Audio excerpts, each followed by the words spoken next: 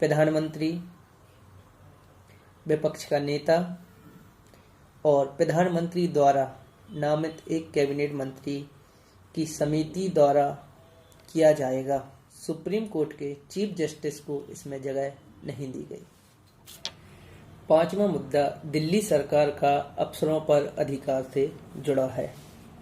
इस विवाद की शुरुआत 21 मई 2015 के गृह मंत्रालय के एक नोटिफिकेशन से हुई, जिसमें दिल्ली के अधिकारियों की ट्रांसफर और नियुक्ति का अधिकार उपराज्यपाल को दे दिया गया। दिल्ली सरकार ने इसके खिलाफ हाई कोर्ट में अपील की, लेकिन हाई कोर्ट का फैसला उपराज्यपाल के पक्ष में गया। इस मामले को लेकर केजरीवाल सुप्रीम कोर्ट पहुंच गए। कई फेज की सुनवाई के बाद 11 मई 2023 को सुप्रीम कोर्ट की 5 जजों की संवैधानिक पीठ ने एक मत से अपना फैसला सुनाया। सुप्रीम कोर्ट ने अफसरों की नियुक्ति और ट्रांसफर करने का अधिकार दिल्ली सरकार को दे दिया। साथ ही कहा कि उपराज्यपाल दिल्ली सरकार की सलाह पर ही काम करेंगे। इस फैसले के साथ 8 साल का विवाद समाप्त हो जाना चाहिए था, लेकिन मोदी सरकार इसमें एक नया रोमांच लेके आ गई। केंद्र सरकार ने 19 मई 2023 को एक अध्यादेश के जरिए सुप्रीम कोर्ट के फैसले को पलटकर ट्रांसफर और पोस्टिंग का अधिकार द्वारा उपराज्यपाल को दे दिया। छठवां मुद्दा समलैंगिक विवाह की मंजूरी से जुड़ा हुआ है।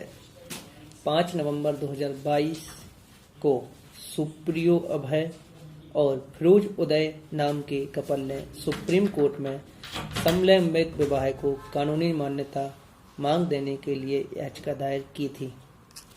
6 जनवरी 2023 को देश की सभी अदालतों से समलैंगिक विवाह से जुड़ी हुई सभी याचिकाओं को सुप्रीम कोर्ट ने अपने पास ट्रांसफर कर लिया। इस मुद्दे की सुनवाई के लिए 5 जजों की संवैधानिक पीठ का गठन किया गया, जिसके अध्यक्ष DY चंद्रचूड़ थे। 21 याचिकाओं पर 10 दिन की सुनवाई के बाद सुप्रीम कोर्ट ने समलैंगिक विवाह को कानूनी मान्यता देने के लिए मना कर दिया। कोर्ट ने कहा, कानून बनाना हमारा काम नहीं है, हम केवल कानून की व्याख्या कर सकते हैं। विशेष विवाह अधिनियम में बदलाव करना संसद का काम है। हालांकि कोर्ट ने ये भी कहा कि इनके संयुक्त बैंक खाते खोले जाएं और बीमा पॉलिसी में भागीदार नियुक्त किया जाए। अगर कोई ट्रांसजेंडर विषमलिंगी व्यक्ति से शादी करना चाहे तो कानून में इसकी मान्यता है, क्योंकि एक पुरुष होगा और एक महिला। 7वां मुद्दा शिंदे के महाराष्ट्र का मुख्यमंत्री बना रहने से संबंधित है। जून 2022 में शिवसेना के नेता एकनाथ शिंदे ने विधायकों के साथ पार्टी से बगावत कर दी। बीजेपी के साथ मिलकर उन्होंने सरकार बनाई और स्वयं मुख्यमंत्री बन गए। 16 फरवरी 2023 को चुनाव आयोग ने मान लिया कि एकनाथ शिंदे गुट ही असली शिवसेना है। शिंदे गुट को शिवसेना का नाम और सिंबल उपयोग करने की मंजूरी मिल गई। चुनाव आयोग और राज्यपाल के आदेश को लेकर उद्धव ठाकरे गुट सुप्रीम कोर्ट पहुंच गया। 23 अगस्त 2022 को मामला 5 जजों की संवैधानिक पीठ के पास पहुंचा। 11 मई 2023 को सुप्रीम कोर्ट ने सर्वसम्मति से फैसला दिया कि एकनाथ शिंदे ही महाराष्ट्र के मुख्यमंत्री बने रहेंगे। का कहना था कि पूर्व मुख्यमंत्री उद्धव ठाकरे ने जल्दबाजी में इस्तीफा दे दिया, फ्लोर टेस्ट का सामना ही नहीं किया, इसलिए एकनाथ शिंदे महाराष्ट्र के मुख्यमंत्री बने रहेंगे। अगर उद्धव ठाकरे जल्दबाजी में इस्तीफा न देते तो उनकी सरकार को बहाल किया जा सकता था। अदालत ने उद्धव ठाकरे के नेतृत्व वाली महाविकास अघाड़ी सरकार को बहाल करने से इनकार कर दिया और बागी विधायकों की विधानसभा सदस्यता का फैसला स्पीकर पर छोड़ दिया। 8वां और अंतिम मामला तमिलनाडु के जल्लीकट्टू खेल से जुड़ा हुआ है। तमिलनाडु में करीब 2000 साल पुराना जल्लीकट्टू नाम का एक खेल है जिसमें सांडों को इंसान अपने बस में करता है।